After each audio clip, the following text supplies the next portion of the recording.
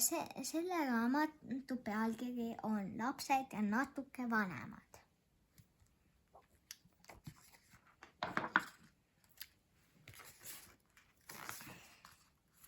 Ehk nende kõikide siin on raamatus on palju lugusid. Et siin on nutuvaba päev, jalgratta vabastamine, lahke pluus, jäetise jooks, tüdrukute ja vanema, haigelaga veegistusest, ülisalajane, Emma või minna, ninja tilgad, kuidas isa koosolekul käis ja Voldemari Ferrari. Nii et see on nutuvaba päev. Viivika nutab iga päev ja üsna tühja asja pärast. Ning ema ja isa on seetõttu päris nõutud. Ning Viivika vanem vend Mattias näib üsna rahulolev, kui õde jälle nutab. Ühel õhtul toimetab ema köögis ning kuuleb, kuidas Mattias ning Viivika jagelevad ning Viivika järjekordselt nutma hakkab. Ema jääb lapsed enda juurde. Ema ütleb, et ta peab nutuvaba päeva võtma. Viivika ja Mattias aga mõtlevad, et mis nutuvaba päev on. Nutuvaba päeva pole olemas, arvab Mattias. Ei ole vist jah, ohkab ema, kui on natuke järele mõelnud. Viivika ja Mattias saavad aru, et ema on tõesti kurb. Siis lähevad nad oma tuppa ning peavad kahekesi nõu. Ning sellel pildil on siis kõik, mis nad oma nutuvabal päeval teha kavatsevad. Ehk Viivika ja Mattias kavatsevad teha nutuvaba päeva. Kohe homme. See on tore, ütleb ema. Järgmisel päeval ärkavad kõik teadmisega, et ees ootab nutuvaba päev.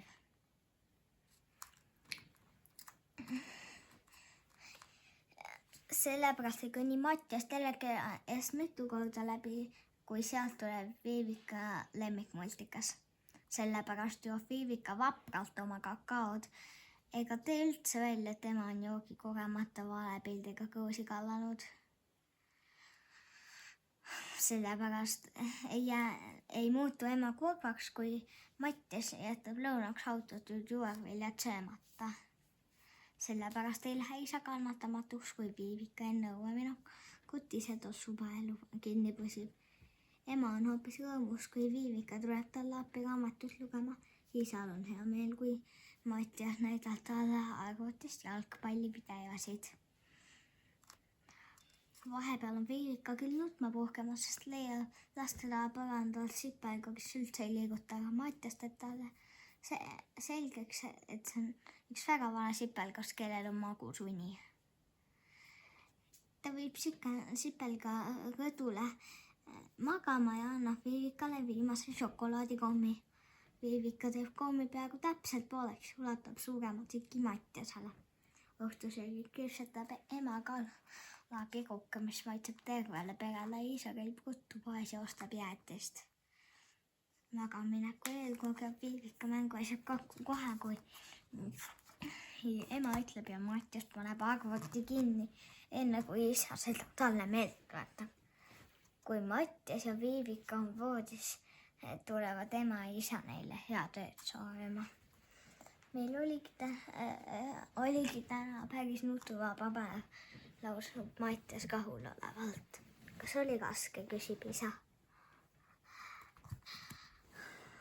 Oli küll raske, ütleb Viivika. Ning kui isa läheb elutuppa pärast unelaulu laulmist lastele, siis topsutab ema, siis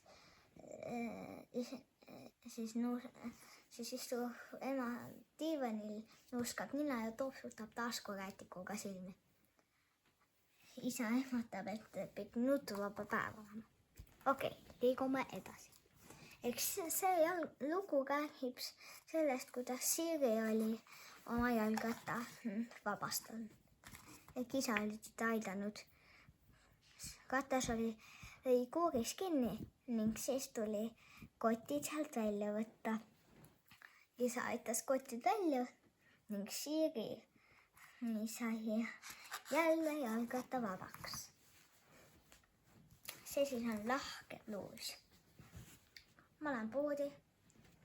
Nii et selles loos ütles ema, et ta läheb poodi ning tal oli piim otsas.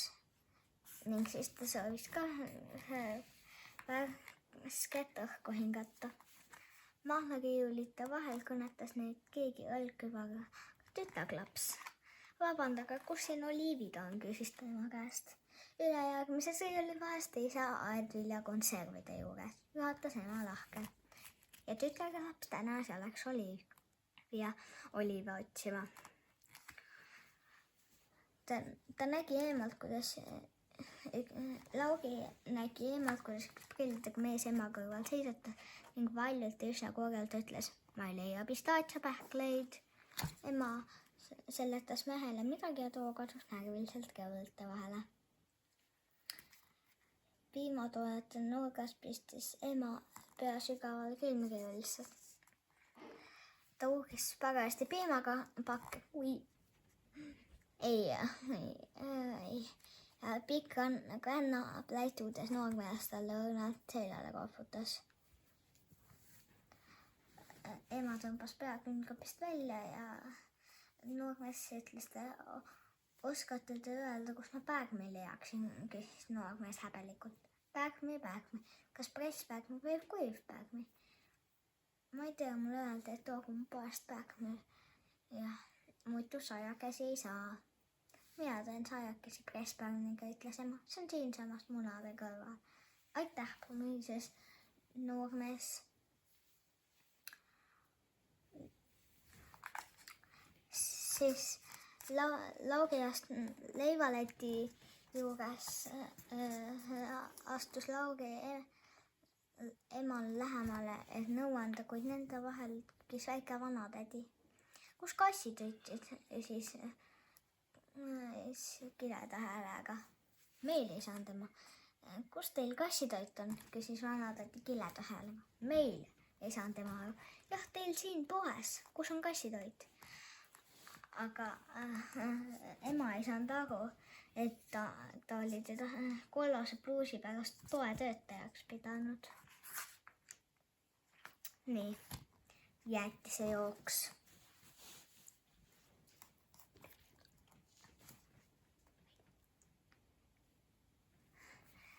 See laupäev pidi tulema äriline, sest Priit pidi minema isaga jäätiskohvikusse.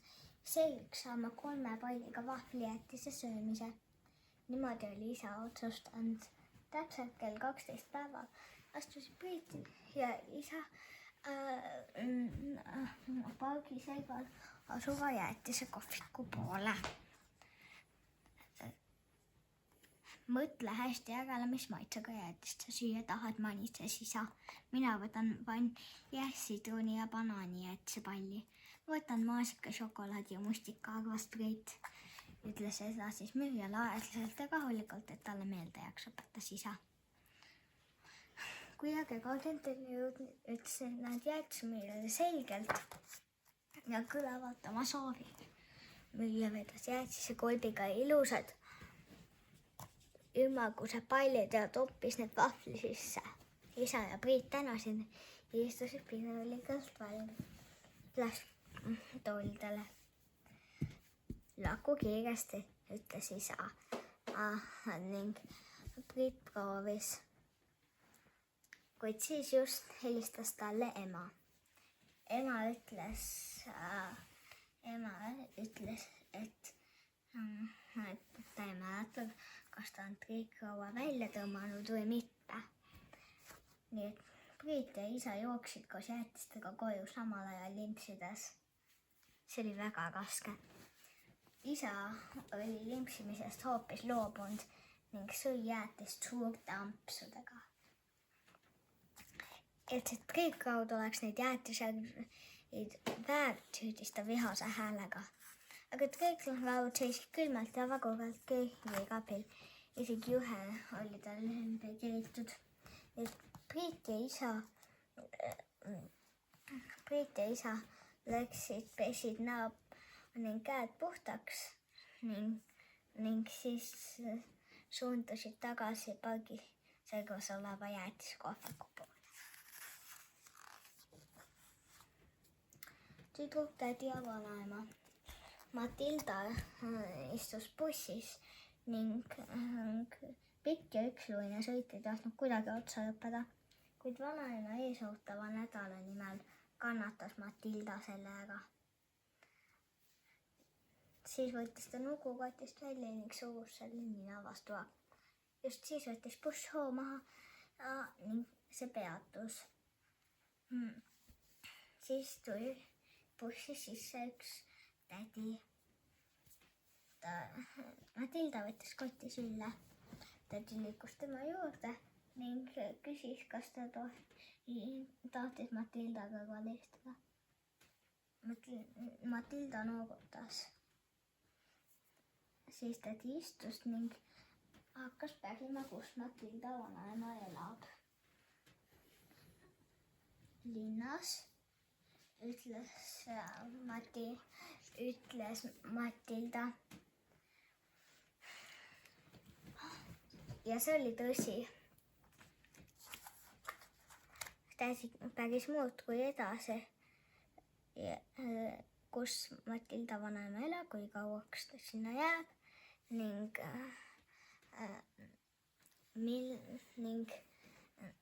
siis mida nad temaga koos tegema hakkavad. Ning siis läksid nad vanaemaga, kui buss oli peatunud, siis läksid nad vanaemaga kommipoodi ja ostsid palju kommi. Eks siin oli lihtsalt see, et Ella läks oma isaga keskusesse. Ning seal siis mängis Ella, et isa oli haigala ning proovis teda kinni pööda. Selles loos on, kuidas isa ning Frank läksid emale poodi kella valima. Siis on siin, et nad valivad beebile nime, kas nimeks on Emma või Minna. Aga tuli välja, et see on hoopis poiss. Ninjatilgad on see, kus Hugo ei taha ninatilku, aga siis ütles tema vanem vend Paul, et need ei ole ninatilgad, need on ninjatilgad.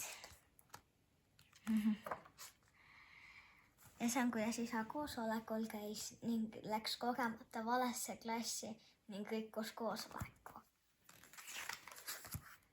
Aga pärast paranes see kõik ära.